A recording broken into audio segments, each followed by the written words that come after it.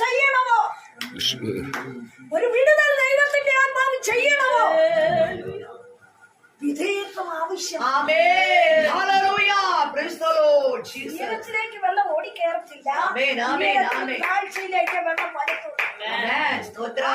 അവൻ ഒഴുക്കും ഉറവിനെ താഴ്വരയിലേക്ക്.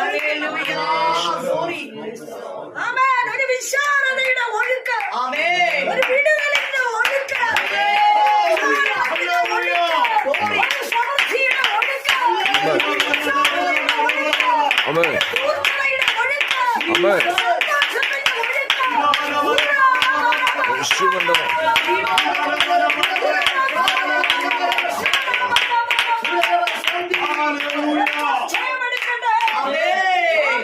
ഒഴുക്ക് വരുന്നത് എവിടുന്ന? ഉയരത്തിൽ നിന്നാണ്.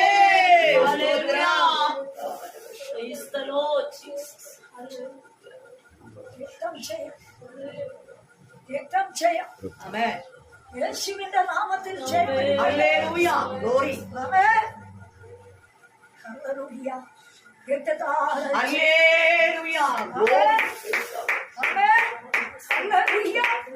പറഞ്ഞല്ലോ, അവൻ തന്നെ ഒന്ന് താഴ്ത്തിയപ്പോൾ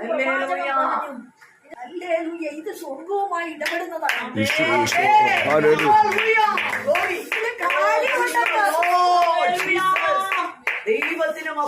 ശിഷ്യന്മാരെങ്ങനെ ഇരിക്കുക?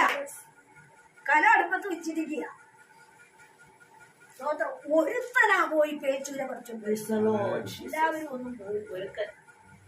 അപ്പൊ കലക്കാൻ ഒരാൾ മതി, മരണം വരുത്താൻ ഒരാൾ മതി, അശുദ്ധമാക്കാൻ ഒരാൾ മതി.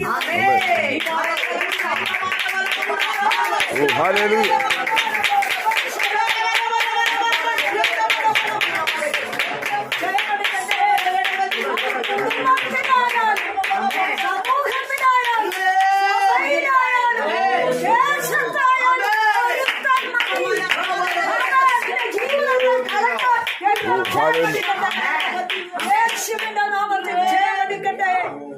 അവൻ പേച്ചൂര പറിച്ച് അരിഞ്ഞുകൊണ്ട് അവനൊരു കണ്ണു പോകാനില്ല, അരിയുന്നവന് മുഴുവൻ കിടന്ന വേഗത്തില്ലെന്ന് തോന്നി.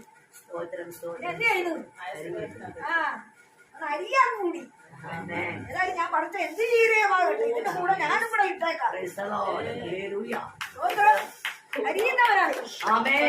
പക്ഷേ അരിയാന്ന് പറഞ്ഞ എന്താ? എനിക്ക് ചവയ്ക്കാനായിട്ട് പറ്റിയ അനുഭവം. ശരിക്കും ചവയ്ക്കുന്നവനാണ്. സ്തോത്രം, സ്തോത്രം.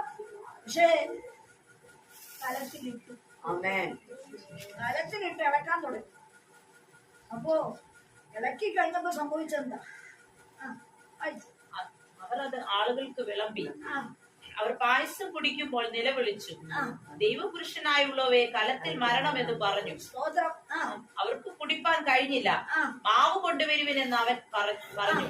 അത് കലത്തിലിട്ടു ആളുകൾക്ക് വിളമ്പി കൊടുക്ക എന്ന് പറഞ്ഞു. പിന്നെ ദൂഷ്യമായുള്ളത് വിളമ്പിയത് തിരിച്ചൊന്നും എടുത്തില്ല. കുടിച്ചതിന്റെ ബാക്കിയും തിരിച്ചു കൊണ്ടുപോയില്ല. അതിനകത്ത് കാര്യങ്ങൾ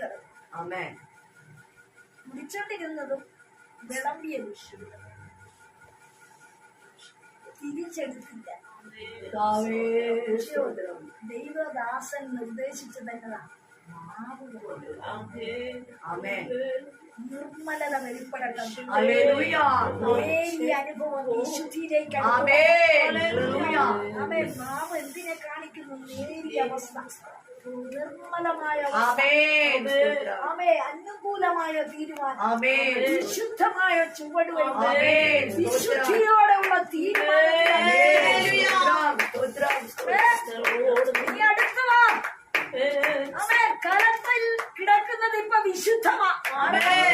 ഒരു തിരിച്ചുവരവ് നടത്തി അതിലൊന്ന് കലക്കി. നിർമ്മലമായത് ആ കലത്തിലൊന്ന് കലക്കുക. അതിന്റെ അർത്ഥം ഇത്രയേ ഉള്ളൂ. ദൈവസന്നിധിയിൽ നിൽക്കുന്ന ഭക്തൻ മുൻവിധി കൂടാതെ ദൈവസന്നിധി വിധേയപ്പെട്ടു മരണമെല്ലുവിളി മാറും.